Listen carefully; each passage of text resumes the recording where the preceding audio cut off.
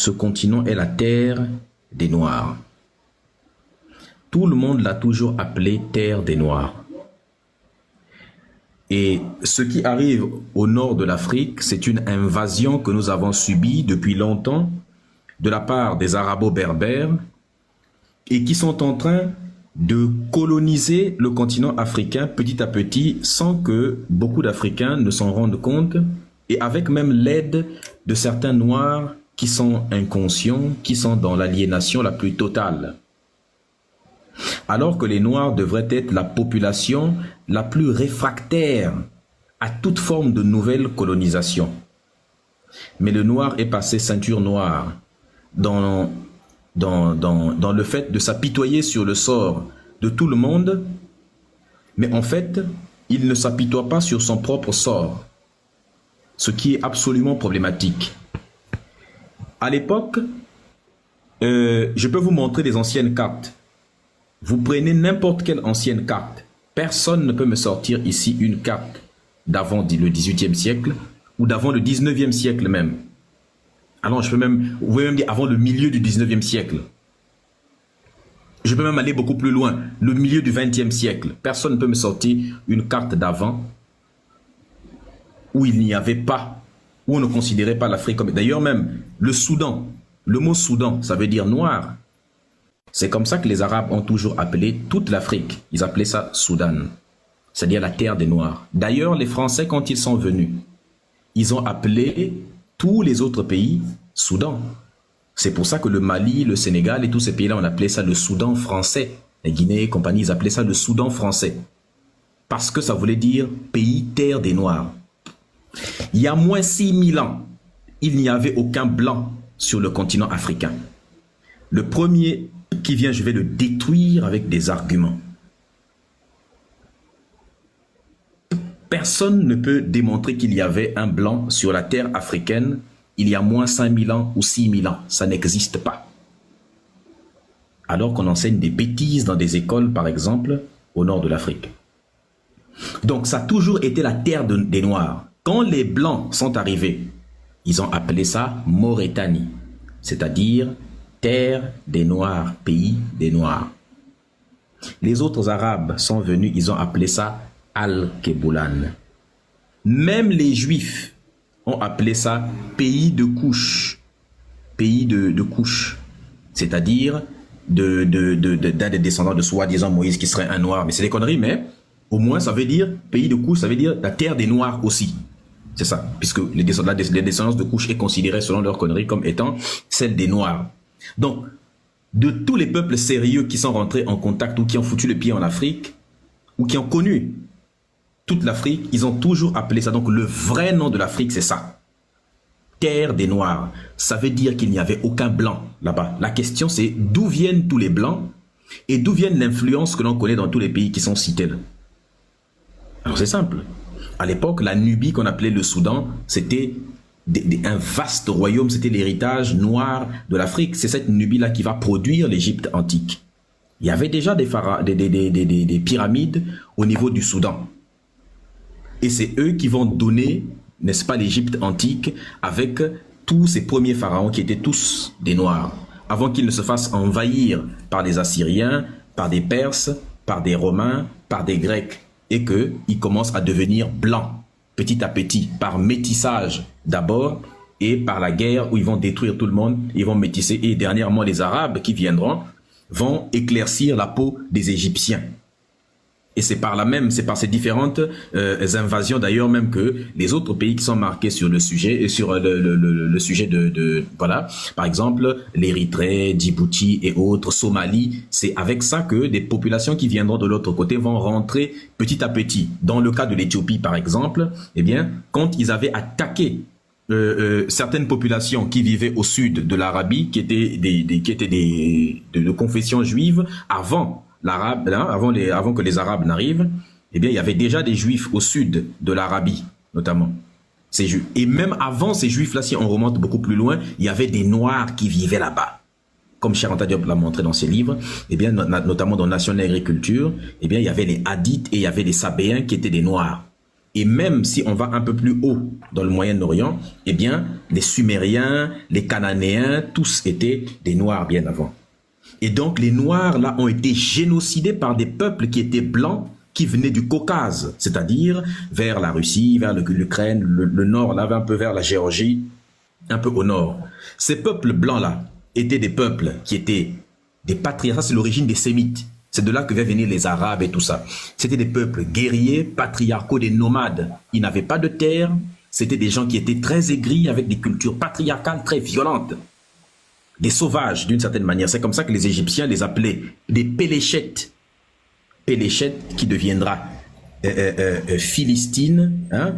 Pélestine, Philistine qui donnera Palestine. Est-ce que tu comprends? Donc, ça veut dire étranger, envahisseur, nomade. Et il y avait d'autres termes pour les appeler. D'ailleurs, il y avait des Hanous également qui faisaient partie de ce type de population-là.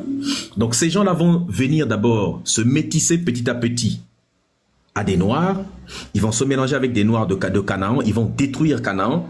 Ils vont détruire le royaume des Hadithes. Ils vont détruire le royaume des Sabéens. Ils vont récupérer toutes leurs connaissances. Et ils vont aller en Égypte.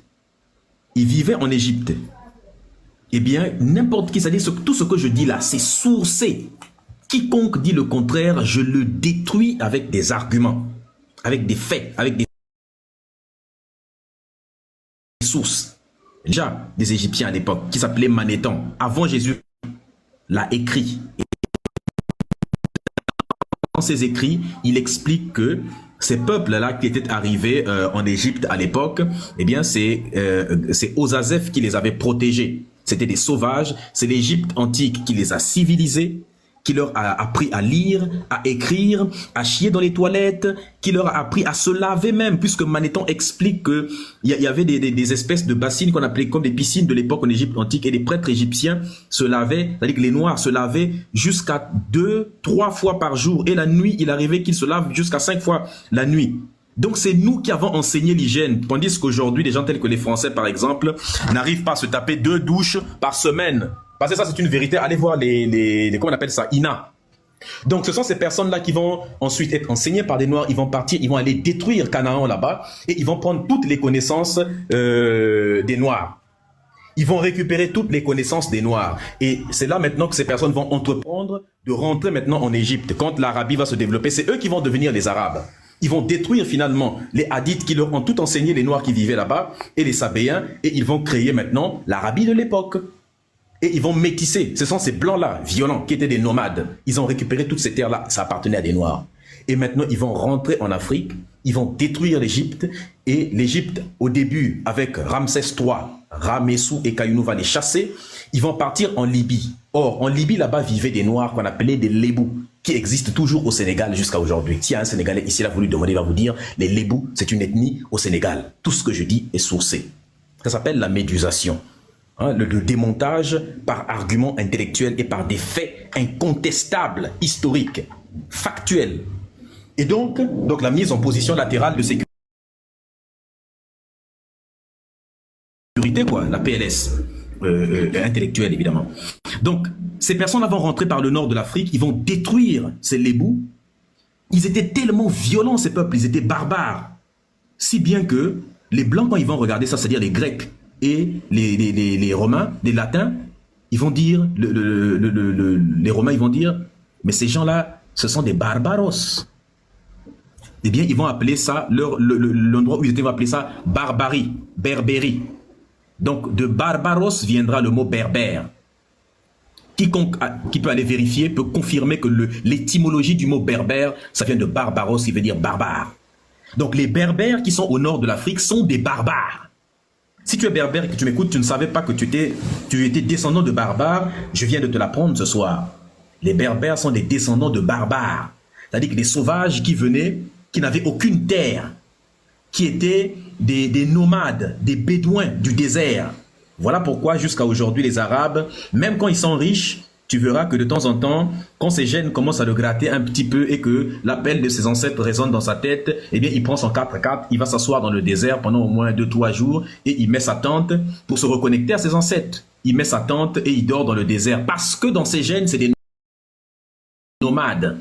Donc il va s'asseoir dans le désert un peu pour sentir un peu comment ça faisait d'être nomade. Parce qu'à l'origine, c'est ça, des peuples qui n'avaient aucune terre. Donc ils ont détruit tout le nord de l'Afrique, ils ont détruit le royaume des Noirs qu'il y avait à Carthage, parce que Carthage avait été bâti par des Noirs. Ils ont détruit et ça va être remplacé par eux et par des personnes qui venaient notamment de Tyr, qui deviendra aujourd'hui la Libye. Donc les Libyens qui sont en train d'envahir par exemple la Côte d'Ivoire aujourd'hui, c'est pas leur première fois qu'ils avaient détruit les Noirs. Eh bien la première fois, ils avaient déjà fait un grand remplacement, c'était en l'actuelle Tunisie, qui était l'ancien Carthage. Le royaume du Maroc, aucun Marocain ici ne peut tenir un débat face à moi sur le fait que les royaumes, les moulailles, la dynastie des Idrissi a été bâtie par des Noirs. On a même des images de ça. Ça, c'est même un fait. Aucun Marocain, d'ailleurs même les Algériens, quand ils veulent,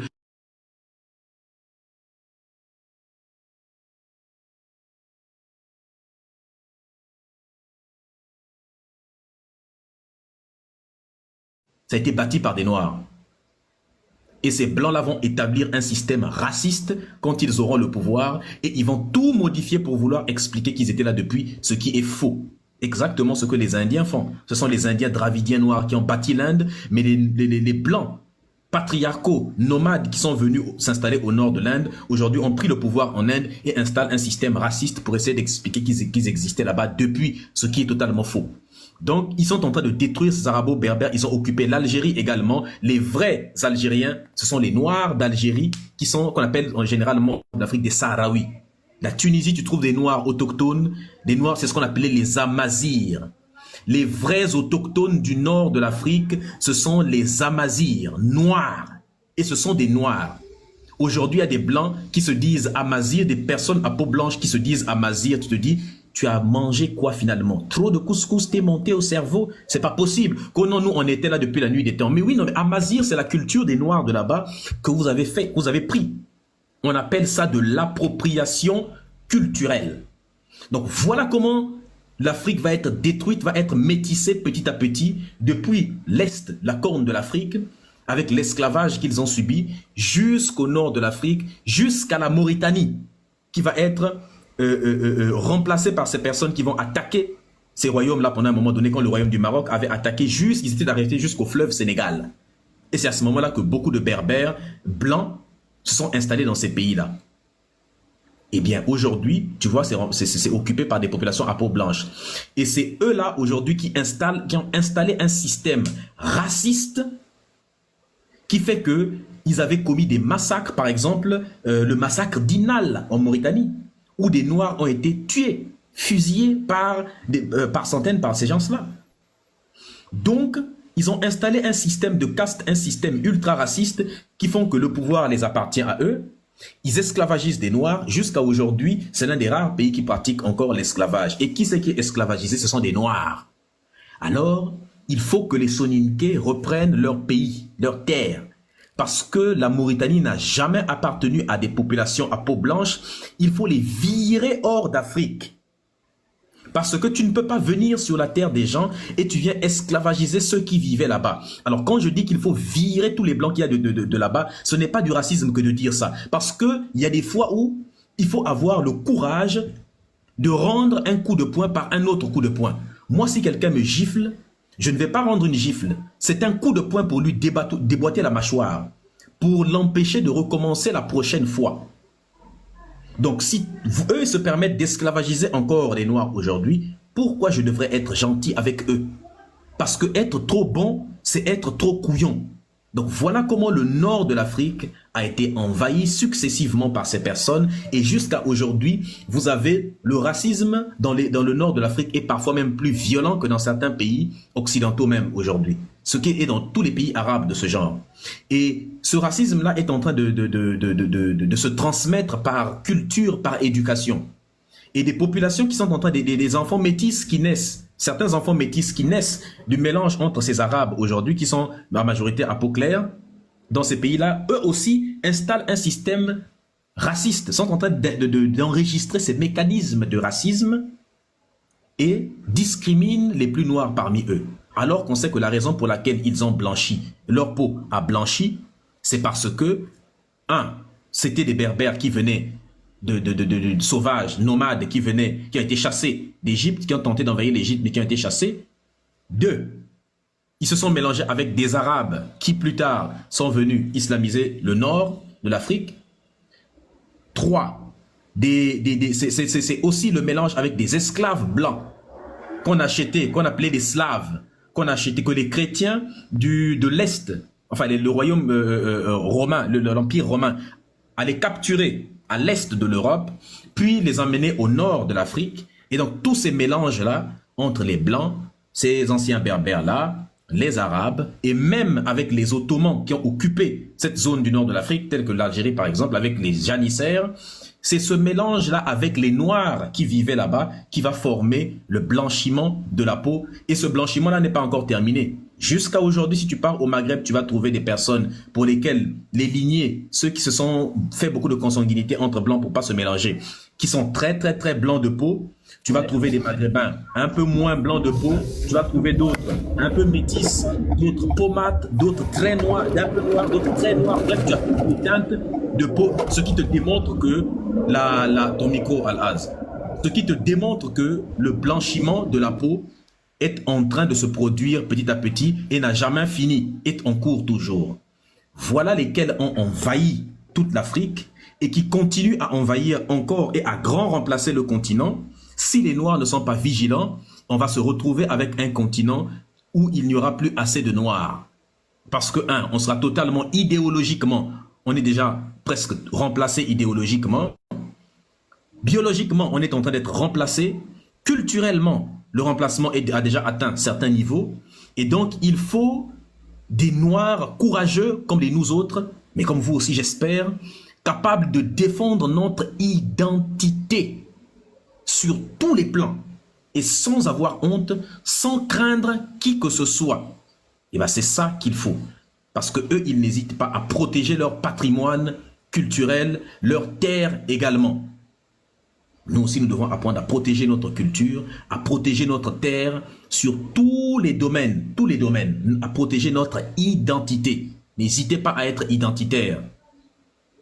C'est quelque chose de fondamental. Donc, voilà un peu comment l'Afrique est en train d'être envahie progressivement par ces différents Arabes et en train d'arabiser toute l'Afrique parce qu'il y a une arabisation de l'Afrique qui se poursuit et qui atteint des degrés assez inquiétants. Donc, voilà un peu la masterclass que je voulais faire sur cette question-là avec des faits, évidemment comme vous l'avez entendu.